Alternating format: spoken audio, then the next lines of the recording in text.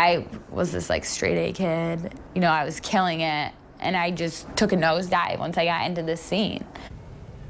The party scene with Molly, dashing the dreams of a young pre-med student from West Michigan. You heard from 21-year-old Alana yesterday on Daybreak about how easy it is to find this designer drug here in West Michigan and how using it ruined her life. This is a major health alert for parents here. We've been talking to agencies all across our state to find out more about this drug. 24-hour News 8's Amanda Jarrett joins us live in studio this morning to show us the signs that parents need to look out for. So Amanda, this user you talked to knows better than anyone, really. Oh, absolutely. She was caught up in this college party scene, Molly, raves, drinking, sometimes even cocaine.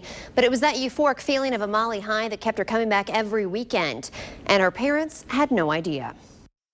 Months of using Molly kept Alana depressed, exhausted, and stuck in bed. Because of that low, and you can't wait to feel that high again. Her parents thought she was sick, a common mistake when it comes to addicts. It looks almost like flu symptoms, kind of, when you're coming. You just are exhausted. Alana's parents had no idea Molly even existed. And that's not surprising. Molly has reemerged in our state within the last 2 years, and so far has managed to stay under the radar. That's why there's very few documented cases in our area. We wanted to get in front of this drug wave and get some answers. We contacted the DEA, who says they are tracking this drug, but they're not seeing large enough amounts to warrant federal investigations just yet. The DEA says it's mostly in the hands of small-time street dealers, but they say it's still dangerous and a growing problem here in Michigan. Poison Control agrees Molly's still new to our area. Nothing on their books until 2012, when documented cases started to roll in. 11 cases reported to Michigan Poison Control last year, 1 in Kent County, 1 in Kalamazoo County, and 19 cases this year, almost all on the east side of the state. We checked with our West Michigan hospitals, who say they don't track cases specifically involving Molly at this time. Alana says there may not be a lot of cases on record, but she's seen plenty of users in West Michigan. She says signs of a Molly user can range from dilated pupils, cotton mouth, fidgeting, to people who constantly need to be touched while on the drug. Her grades declining from a 4.0 in high school to D's in college was another missed sign. She says parents should pay close attention to how their kids act when it comes to their plans.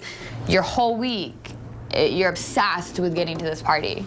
You're obsessed with this rave, and it's all you think about. And if your parents say no, you freak out. Alana admits there's a thin line between what's teenage behavior and what's addict behavior, so parents need to seek out answers. One clue, her interactions with friends, especially text messages, were almost completely drug-related. I didn't even like raves. Really, I was going to do the drugs and drink and party. As for Alana's parents, they learned about Molly before it was too late. She spent months in rehab. Now, she's a biology major at Calvin College, living on her own, drug-free, and 11 months sober. Facing this world sober is scary if you're an addict. I mean, it is. Especially, like, I'm 21 years old. I turned 21 in rehab.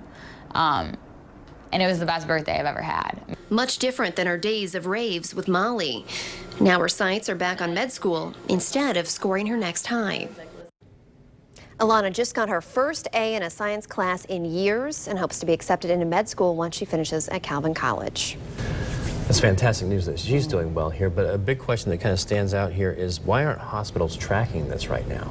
Well, it's not for lack of caring by any means. We did talk to our hospitals, and a spokesperson with Spectrum Health told us it all comes down to billing codes and paperwork, and those codes are going to be changing in the spring, so it should allow them to be more specific with that, to track some of these cases. And it seems like there's a lot of usage, or at least there's a lot of it over on the east side of the state, Wayne County having a lot of it.